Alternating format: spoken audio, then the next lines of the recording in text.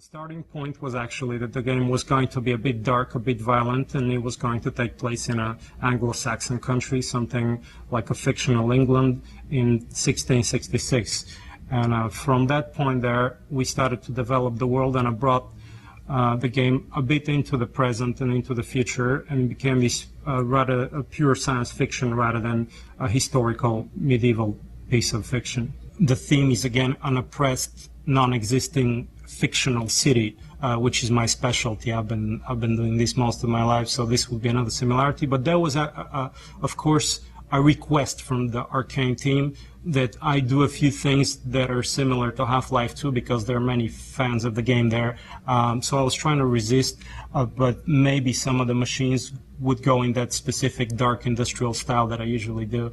But it stops there. We're not trying to use it as a source of inspiration. When I started designing for Dishonored, I started like I usually would do, rather by eliminating influences. So I definitely did not look into other video games or film to avoid cliche, because right now there's so many sequels and sequels and sequels in the video game industry, and so many IPs that are known. So my strategy is always to go the other way and I'm going to start from scratch, look at painting, sculpture, photography, and read books rather than get influenced by other pieces of entertainment. So here we're really influenced by 30s pulp, Lovecraft in terms of atmosphere. We looked at some mystical photography and symbolical photography and painting from the 20s to get this really specific atmosphere. And definitely American illustrators like Norman Rockwell and Dean Cornwell for the painterly look of the game. Getting any specific style in video game rendering is a huge challenge, because you always get this rough computer look where you have a lot of straight edges, things are too smooth or too sharp. So that's why the challenge is always to manage detail and know where to focus and concentrate. The challenge is to create a unified look where the characters would match the environments, although they have a different level of stylization, and mainly to forget that we're looking at a computer piece, but this should look something like coming out of a painter's canvas, or trying to get the narration where you would feel like you're reading a book rather than looking at computer assets. We did field trips.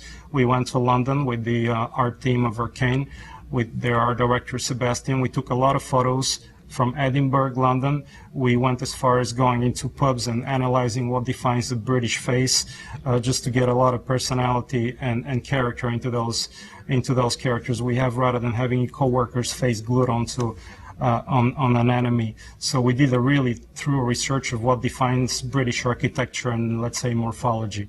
The game is pretty realistic, and we don't have overwhelmingly big spaceships or things that are, everything is pretty believable. We have trains. We have the main machine there is a watchtower, because it stands for the oppression and surveillance society that the villain has created. But everything is based on some kind of parallel reality. It could function. The design of the whaling ship was fun for me, because actually I was an industrial designer before I went into the gaming industry. And this was my specialty, designing vehicles that don't exist, airplanes, ships, concept cars. And I've been doing art direction and creative direction for a long time. So now I got back to the drawing board and I designed this thing. So it looks, first, it has the language of all the machines created by the dictator of the game, the regent. And also I've used references of existing whaling ships, of ancient whaling ships, and it's this strange machine that you understand its function right away, but you don't know if you're dreaming or if you're seeing it for real. The design of the mask is an opposition to all the designs that are created by the regent. So all the technology, this neo-Victorian technology that we've come up, is very rigid and organized and ornamental, and the mask represents the world of mystery and magic that exists also in the game, coming from outer worlds. So it's this almost mechanical, tribal, strange object that doesn't look like anything else in the world, that somebody brought from a different land, and that gives you these special capabilities that you're going to have.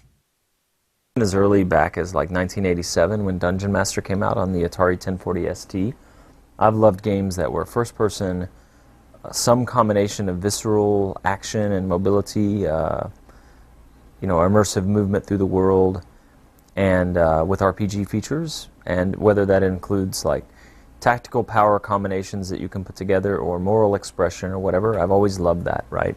Whether you're talking about an old game like Ultima Underworld or a more recent game like BioShock or Far Cry 2, those games totally turned me on. And Arkane made Arx Fatalis, which was like an homage to Underworld. It's more than a passion, it's almost a religion for us. We want to see where these games go in the future, and we want to keep trying to make them.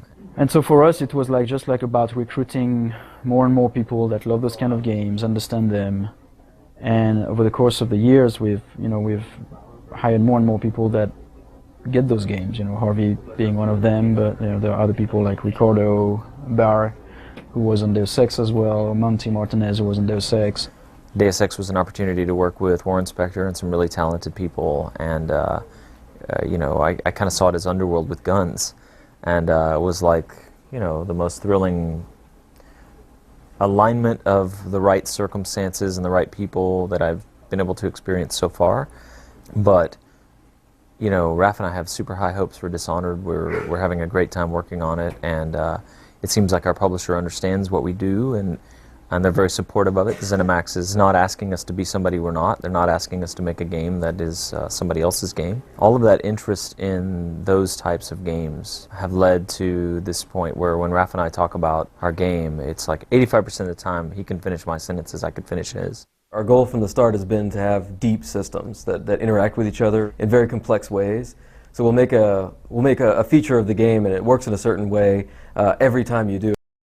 And so there are a lot of interactions that are basically not scripted by the designers. Nobody thought that they would happen. Yeah, and I think another thing that we're trying to achieve in this game, and that's probably not so much games are doing at the moment, is trying to always say yes to the player. So whenever you see something in the game, in the world, that you think you can interact with and do something with it, we always try to make sure that you can actually do something with it, so that it doesn't feel like the world is just a static scenery that is just here for the purpose of the game, but it's really a world that reacts to your action, to your presence, and to everything.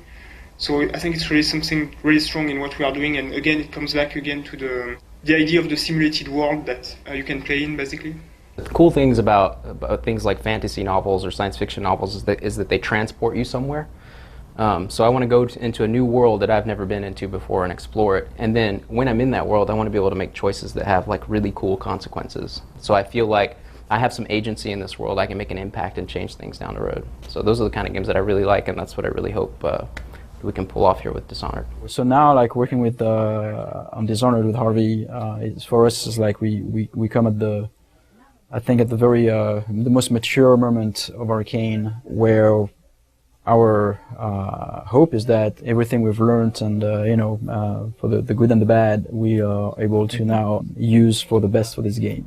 I've worked at several game companies, and I've never worked at a company as focused as Arkane is, and they're focused on this kind of game. Basically, a game like Deus Ex or BioShock, where you have open systemic environments and systems that you can interact with, and they've been focused like a laser on that from the start. That's always what they want, and they're putting it together in a way that I don't think anybody else in the industry could do.